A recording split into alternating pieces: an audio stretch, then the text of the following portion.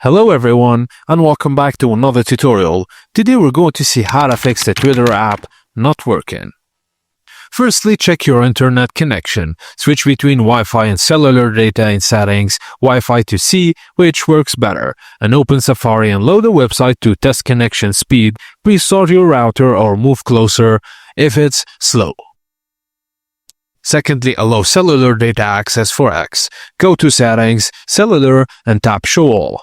Find the X app and ensure the toggle is enabled to allow cellular data access. 3. Free up some storage space. Check storage via Settings, General, iPhone storage. Delete unused apps, old photos or videos, and offload apps you rarely use to save space without losing data. Empty the recently deleted folder.